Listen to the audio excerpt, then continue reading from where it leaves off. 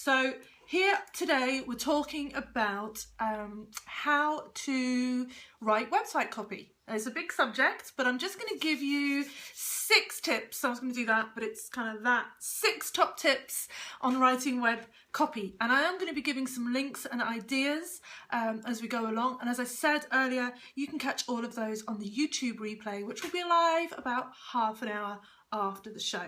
So I will try and keep track of comments and questions as they're coming up, but maybe what we'll do is have a little bit of a Q&A session at the end. But you know, feel free to keep giving me comments and hearts as we go along. Okay, so let's get started with our 6 top tips for writing website copy. Now, tip 1.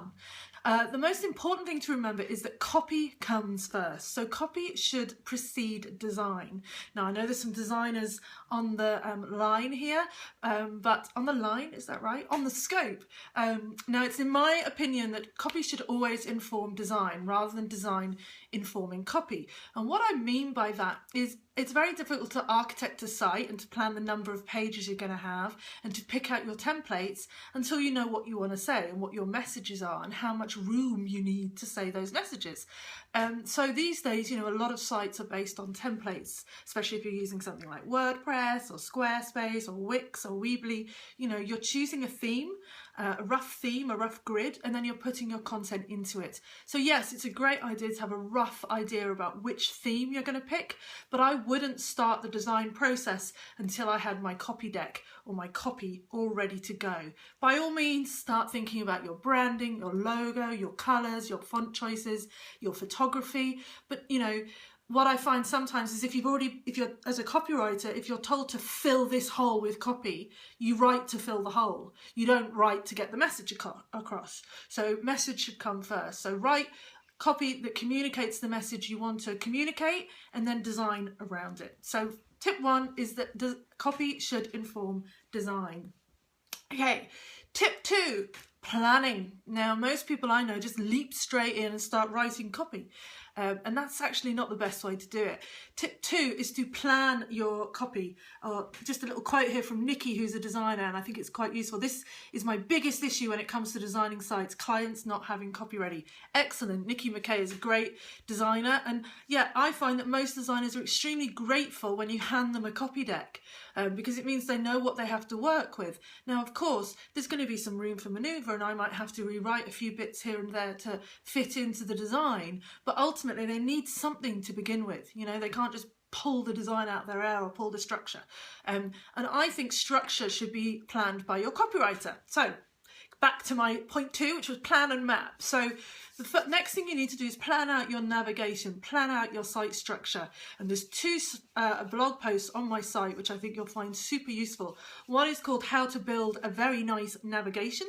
And the other one is called Selling Through Your Navigation. So there is a real logic and methodology to how your navigation is structured, and there's a common sense or best practice order that things should be put in.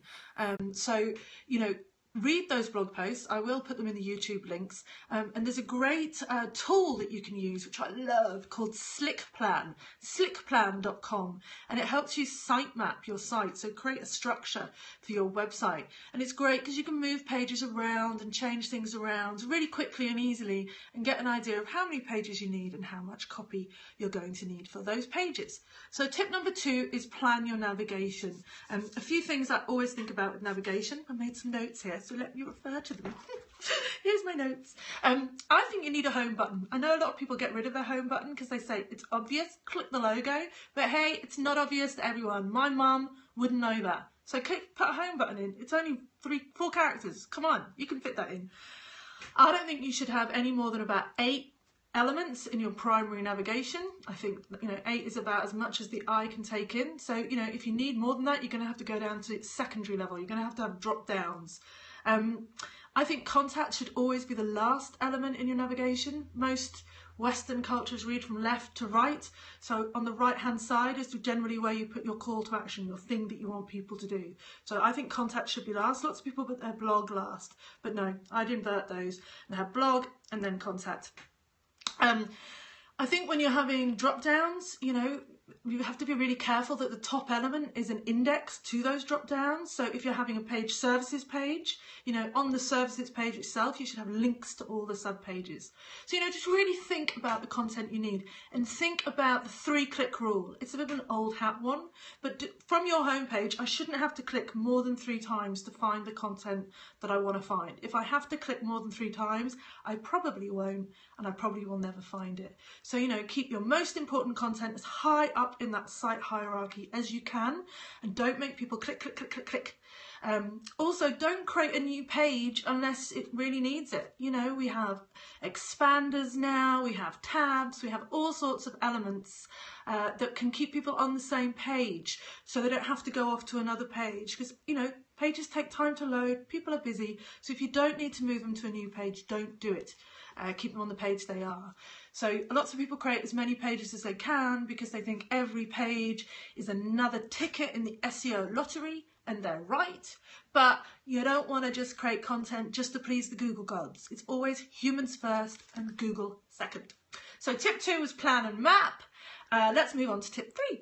So tip 3 is to create what I call a skeleton copy deck. And if you need a copy deck, you can get one from one of my websites called the Clever Copywriting School. I'll include a link to it in my video show notes after the show. So a copy deck is basically, in advertising terms, what we call a collection of pages that form a whole deck. It's almost like a little book for your website. So I produce those every time I produce a website, and it's got certain elements in. It's got a contents page, it's got some guidelines and rules, and then it's got a page for each page of the website with all the elements that I need. So the first draft I do, I call a copy skeleton. It's just the bare bones of the site, and in that I plan out what's going to go in my header, so things like logos and phone numbers, taglines, what's going to be in my navigation, so I've already talked about that. What's going to be in my super footer, so the footer at the bottom of the page, you know, am I going to have a newsletter sign up, or am I going to have links, or what am I going to have? And then most websites these days have a right hand bar, a sidebar widget. So I'll write out what's going to go in those. And I'll also maybe write about 100 words of copy for tone of voice. And then, you know, in my situation, that goes off to the client and the client approves it. But in your situation, I'd almost stop there, sleep on it, come back the next day and read it again. And if you're pretty happy with that, then you can send that off to your designer.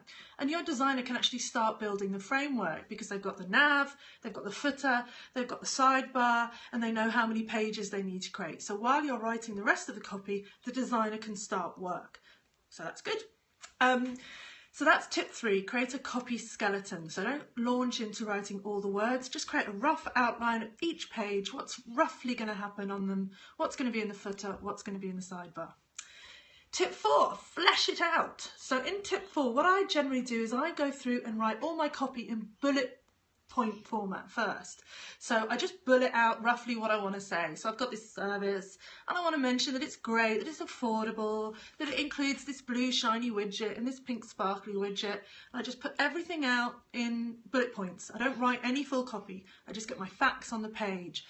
And that might be when I go out and look at competitor websites and maybe get some ideas and add them to my page, or when I, you know, look through old brochures, or, you know, it's just a brain dump. It's a complete brain dump of ideas, just bullet points. And then that's my draft 2. So I've done my skeleton, now I've done my draft 2. Then I have a little sleep again and come back to it the next day with a big cup of coffee. Now I'm on to my first proper draft. I know this sounds involved, but this is how to do it. It's better to do it broad sweeps than trying to go at one page and just write until you get it right. It's better to try and write it, walk away, come back. So we've got our bullet points now. We've got everything we need to say on that page, on the page, roughly. So now we can write. So now we write our copy for the page. And I'm not going to go hugely into keywords today in SEO optimization. We will have another scope on SEO optimization of copy, but not today. We'll come back to that. And at the end of the day, you should be writing your copy for humans first and Google second. Hang on, my dog is going crazy. Humble, go back to your nest. Thank you. He always wants to get involved. Okay, so tip 4 was flesh it out. So start with bullet points and then kind of add more meat to the bones and then write it fully. Okay, tip 5, you've finished your copy deck. It's all ready to go. If you're having if you're struggling to follow, there will be a replay on YouTube, and also I'll tweet the replay of this, so you can always catch up on the notes and the links that I'm sharing later on in those, okay? Okay, tip 5, polish and proof. So this is when you would go through, again, maybe after a little sleep, read through everything you've written, correct any typos, tidy up, edit, look for inconsistencies, and make sure that everything is nice and neat and organised. And I highly, highly, highly, highly, highly recommend sending your copy to a proofreader. Most proofreaders aren't very expensive, they're, in Australia maybe $40, $50, $60 an hour, and in an hour they can probably do, 6-7 pages. It depends how fast they are. But if you've got your copy in pretty good shape, and you've spell checked it, and you've tidied up, really all they're doing is double checking. Typos really do impact your how professional you look, so I think it's really worth spending the money. You might not have the money to spend on a professional copywriter because they can be expensive, but please get your copy proofread. It's very hard to proofread your own copy, and yes, you can give it to like your partner or a friend, but they're not a trained proofreader and they might not find things. So I'm not a proofreader, I'm not spruiking my own services, but I really think that proofreading is important. So tip 5 is to polish and proof.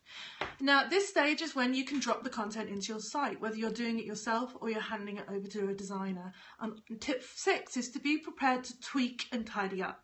So often you've written a great paragraph, but once you put it into your design, it just doesn't work. It just doesn't look great. It's too long, it's too short, it just doesn't look good. So this is when you need to be prepared to fiddle around and change copy and tidy it up and improve it. So tip 6 would be tweak and tidy. And that's it. That is pretty much my process for every copy deck that I write. So I'll just take you through them again. It was copy comes first before design. Tip 2, plan and map out your navigation, think about what elements and pages you're going to have. Tip 3, write a copy skeleton, so a very broad outline of what's going into your site, what's going into the header, the navigation, the sidebar and the footer. Make sure you're comfy with that, then that can go off to your designer and they can start building the site. Tip 4, flesh it out, add some meat to the bones. Copy comes first, coffee and copy come first. Tip 4, flesh it out, add some meat to the bones. Start with bullet points, get your information onto the page as roughly as it doesn't matter. Go and look at your competitors, get ideas, get all the bullet points there, and only when you've got all of that, then start writing. Because it's very hard to shoehorn extra content in once you've started to write a page. So get all your information together first. Tip 5, I'm just looking at my notes on the screen. Polish and proof. Take time to go through your copy that one more time and just, catch stuff. Much easier to edit copy once it's in Word than when you get it into WordPress. You gotta open it up, go in, click change, save, preview. Takes ages. In Word, it's a lot quicker. And use a proofreader if you can at all afford it. Really worth the money. One typo on your homepage, just like a bit of a muppet, unfortunately. I'm a huge typo maker. I make so many typos, and even though I do use proofreaders for a lot of my content, often because for social media and things like that, I just write them on the fly. I don't really think about it. So I'm guilty of typos. I don't think it makes me look that great, so I am working on it. We're all a work in progress. And the final tip is tweak and tidy. Drop the content into your WordPress template or whatever you're using and be prepared to shorten it, edit it, cut bits out. Less is more with copy. There is a rule that Google wants to see about 300 words of content on any particular page for it to feel that that is a meaty page of content.